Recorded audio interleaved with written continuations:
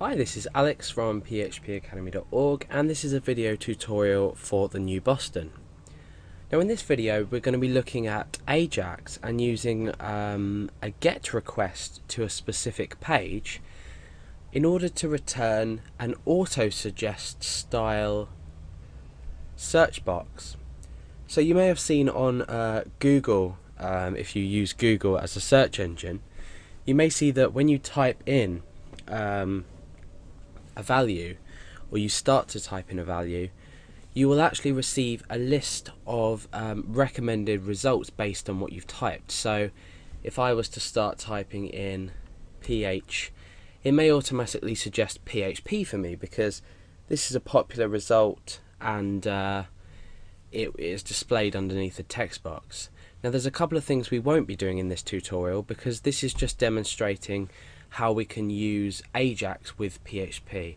We're not going to be using CSS to make everything look pretty because we're going to be focusing on the Ajax relative to the PHP. What we're also not going to be doing is searching it by popularity.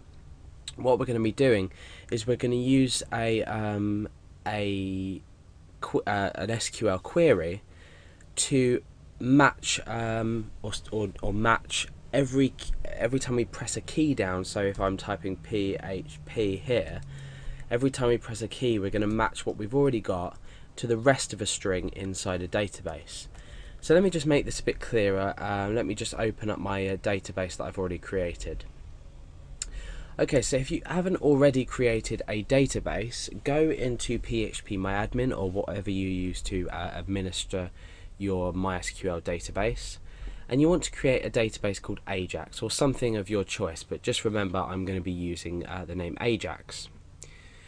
Now we need a table inside of this database called names, or obviously whatever you choose to call it, but remember to add it in the tutorial in the substitute of what I've named it. And we have two field names. We've got ID and we've got name. Now ID is just something I always tend to put in a database just to keep track of how many records there are, and also the ordering of which each record was entered. So you can see that I've got a few names that I've already entered in. Let's just take a look at the database structure so you can see how I've set this up. We've got ID, which is a primary key, and it's an auto increment. So every time we insert a record, it will increment this value. And name is just a variable character of 40. So that's all you need to do. And then you want to put some dummy data inside your database, inside your table. Sorry. And the data that you want to put in is that the data which put a few names in first of people you might know, etc., and then choose a name that already exists but with, say, a different surname, for example. So when we start to type, let's just go back to context, when we start to type Alex like that, we'll get Alex Garrett and Alex Malcolm returned. And then when we continue to type, we might type Alex G, then Alex Malcolm will no longer match what we've currently typed, so Alex Garrett will be returned. So hopefully that makes sense. If you can though, add as many rows as you can in here, as many records as you can in here to get the best effect from this possible. So what we're going to be doing is we're just going to be creating a text area or a text input box first of all, and we're not going to have a submit button obviously because as the user types we want the auto suggest to work, so we're going to do this via Ajax, and our search.inc.php file is going to do the searching for us.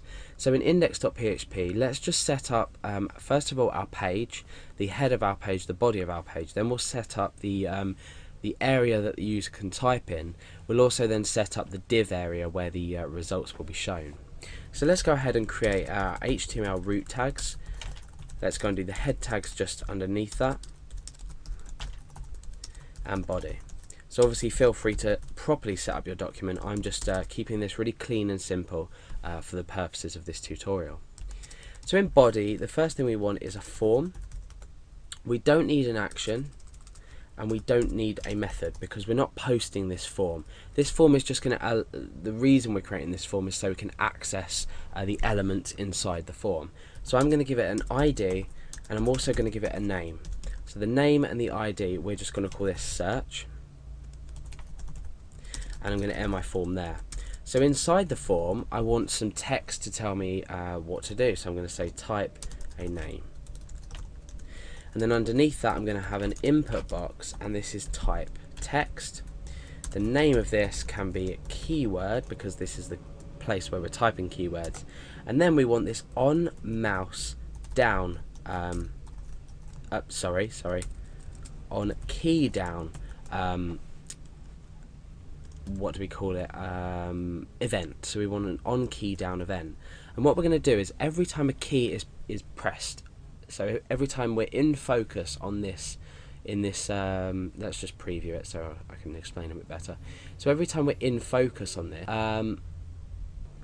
we can we'll click in here and we'll start to type something, and every time we press a key down, so I'm pressing a key down now, the Ajax page or the Ajax code will load in this search.inc.php page that we have here.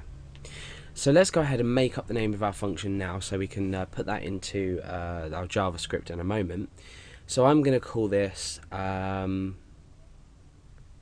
match. We'll call it find match.